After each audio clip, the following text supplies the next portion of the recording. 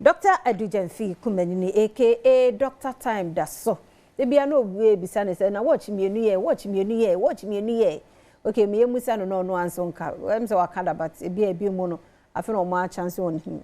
Dog ye mu akwa be. Meje so pa. Na bibia boko de. Nyankopa bibia boko. Na wo ade a wo kra wo watch sin wo mu. Bebre. Ene eso. Watching the bebre. Ko we de boy kwa na kakraka.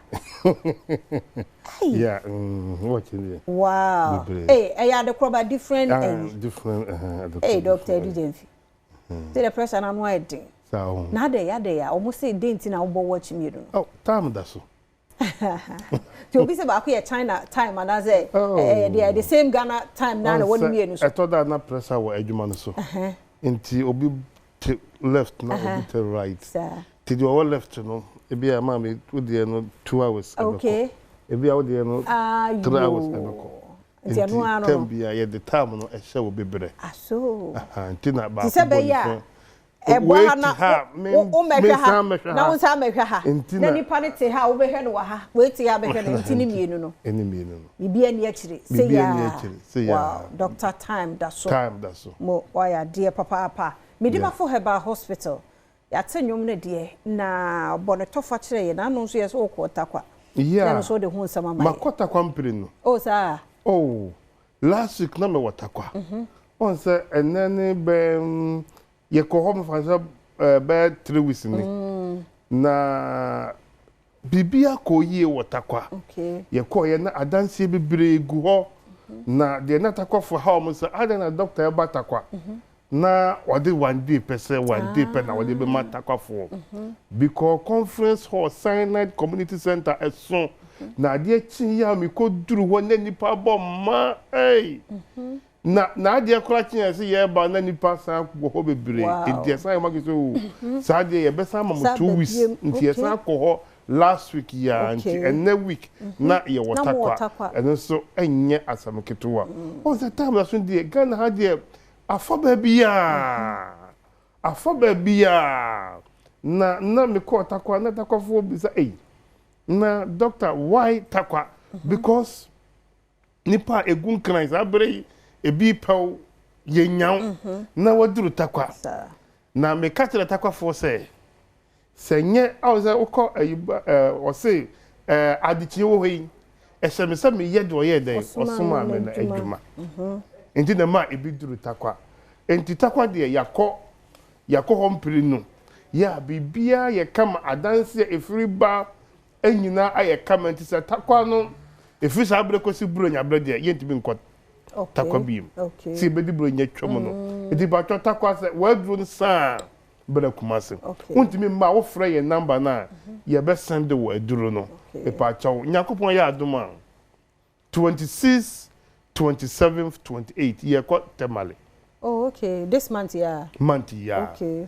26 27th 28 enina temale temale se za prizer okay mia na meko temale no na tumi anya media semensa no etwasa sana eba no because ayare se adwuma no okaso obi ha oyale serious ontimi mpo na kemu ana wa bank na ana wa bakumase enti anu mentwa no eho ye screening ana asamo ye hospital no setup no na nkofo aba ho ana say ye hospital no setup no ye kwa ye de lab for ko ye de scan be a whole team no enyina ekọ enti obi ba say de wo ba kra ha wo ko doctor anim wi a wose ko ye lab ko twa scan ko hwe wo dwonso ko ye sei ni nyina ye ni nyina ko ni nyina ko team ni nyina ko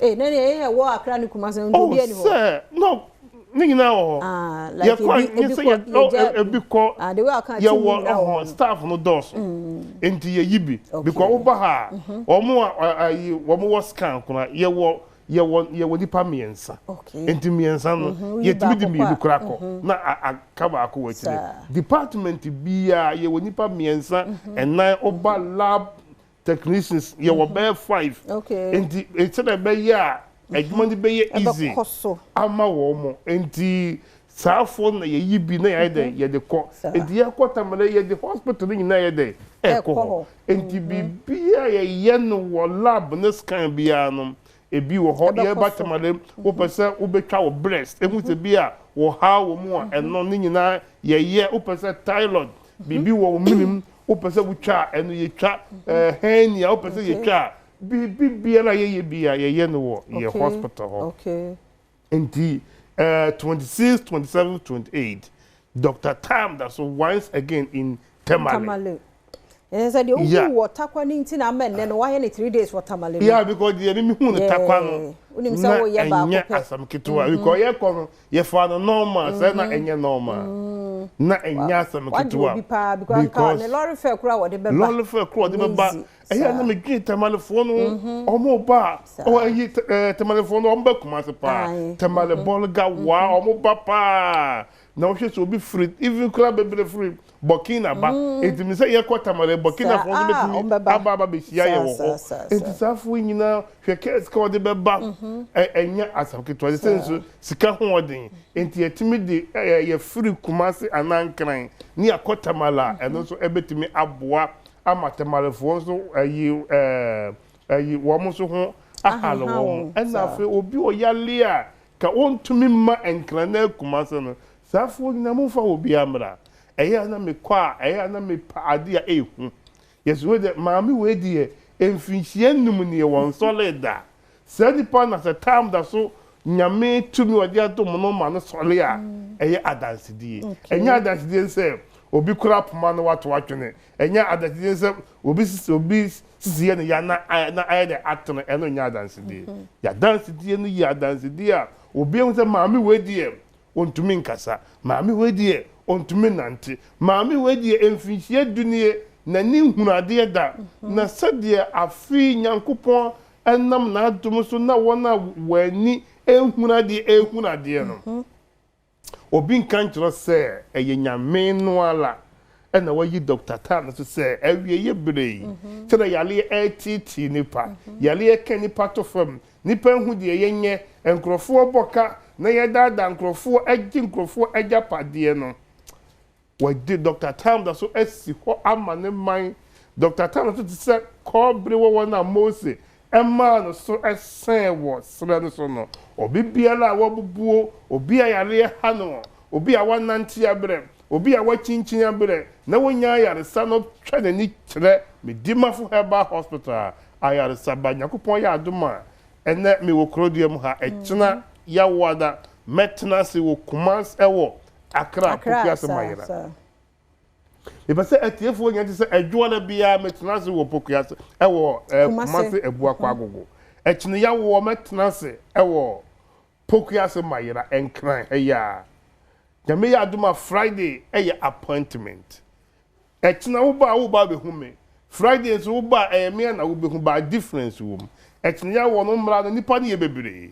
Oje wo card ya no we delay no so edru so ani ahwew banyame yaduma Friday there eno yesi eye executive premium executive service eno there obetua 200 cedis ewo number we say so 0591 202375 0591 202375 obetua 200 cedis atuso utua wi na wa frɛ number no na waka kenso metua sika me pese me book appointment Friday na me ba be share doctor one on one me pa cho ubu tua wi na frɛ na ye be ma code ni ama o time a wo de beba so wo time na ye de ma won emwo wo betim aka time a wo pɛ me pa cho na ye de sa time amount sa time no so a wo nim sa wo ne Dr. Tam na so ye de e wo appointment sa time eno wo ho ma wona omo bre enso omo ye aban adwuma bi a omo ni time to wo betima kire time even 6 p.m. kwa na pesa wo ba omra na doctor eden e wo ho na ya show kama na wo eno ena eye premium service eno ye Friday e koso wo Akra ha Pokuase Mayira na no pe me ka kire obi biara a wayare ya che no wada de ma che se onka na koma nto no yem Medimafo aba obedi ama obeka ama to adwendwen gu efisa Medimafo Herbal clinic ha yenwene yale ya fu bi oti ase yenwene yale ya fu bi nkura na enakwa na me so wo mo na wo mo they say the new media sa doso ese odi gu drive so na anyum no de ayi so de ba ko aba ampon ono so de ba ko aba eno so nya asam ketwa ampon de bi aba dia no mo de bi ba na nsen so doctor ayi sofo ba ko ono so se for Joseph Apelu ono so de ode ba o say Dr. Tam Daso na na yere peba na ye duro na ye magic no bi man na owie ye na wobeto na watwera nwum bi abasem Dr. Tam Daso e sa woni Kristo na ma ye hu efisa niema Yesu be ye no enu abi na wo ye na Yesu ekọ no wo saye bose obesa ya ba okoye no o mai it is a ye wu na wabadia ma ye hu no because niema wo ye no apo nipa dwen enentiasie so nti kan wa wona duro no kire awo duro no ene se obi peba na watwa scan wa ye lab yesi woni wo haw bia ba nyinsan na ayeyere na omba se free suro free fam e free asase ase oba Medimafo a ye ma woduro aduro na ye de ma ete se one thought kitwa bi kiti bi onum no anadwudumi no onum wie ya na woni wukuna hia di ehun se time a wo ba no maduro no woni wukunu hia bra wa no maduro no wie a mun hia biem ba bo so me be so no se wo po se wo mpe se free soro e free fam e free asase na nyinse na ba ye ntua bibia yi se nyinse na ba wie ana no dwara na metukuma se na wo ma bi baaye obaji a wo duro na obeda ase na esan ya mesere first born when you 4 years or you must can why all about what no de na se da ba unya ne baby I just Medimafo Herbal Hospital wo call ya anum fo ho a edro ni bi ni ho ba to be charge o kakraka na watua be efan ana watua borofan na waso aduro kente mama nti wo ba no kente fa na wo bra na wo jaade akantika na ide ase ba Medimafo de wo se o ma wo duro free nyinsen ba watua ka bema bi hwem anopa ne bema afon akate se pen driver oba Medimafo a eye 5 days ebe kese tintin tetrete wo wunya size wo pa na wo jai eduro no yusu bema ne mfie dunie bema ne nya adwuma da me kana ha se 24 hours sima kora beto so a sika meji wo metu ne times 10 amount wo se we metim aye kora mana boro so because Medimafo ya nya boarding ya gisika on say ya some se fakaka bi bra baje wa ya resa no aka ho anopa wo kora oba hospital na sike kora de 200 cedis what the be collab what the be scan what the be ye bibia ya san de be de amane duro Medimafo Herbal Hospital o yarefo bia nkai se Medimafo eye ehwa a because hon ko na yemfa po mama ho emfa nkofi ehon ko na yentena hwi mu emma ho emfa nkofi anopa yi bebro ho a wo Medimafo hwi na ode ko no onfa nkofi poma na kura wo no onfa nkofi da wani na ehuna de no anopai no unkodru fie na wutimi snap panie wo Medimafo Herbal Hospital tu meti be pm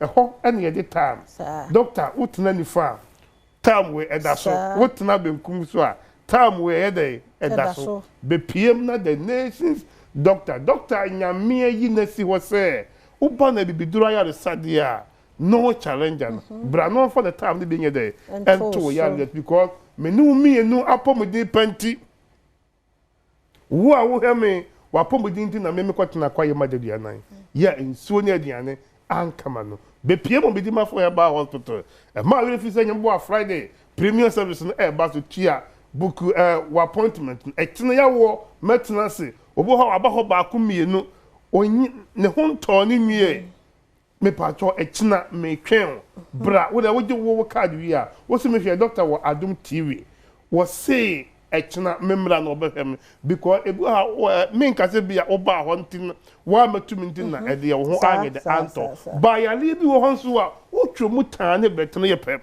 because Yesu ni nasuafo nam no wo se na eja de ede tumi ye de ehye nsa eno no de man nasuafo no nasuafo ntimi sa ya li bia but okoto wo bi wo ya de etwere omo ye ya omo ntuma sa Yesu Kristo na ye de ebesai entibia de yare na ko Dr. Same ho Dr. Kwabena ho Dr. Yima ho ba ku mienu mienza na enko ya echina eya akwanya behu the nations doctor me tenase wo pokras mayera ana book wo appointment 0591 202375 book wo appointment na be see Dr. Friday ewo premium service oyarefo bi a kai say with Medimafo Medimafo Herbal Hospital Dr.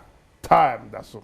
Yeah, that's it. Papa Pantino, Dr. Time Daso na yeteno and canon. Na ho ma yare emmo we are nko ade adwani echere Dr. Time Daso a obehwe wo na fe ahoden enso atumi aye wodia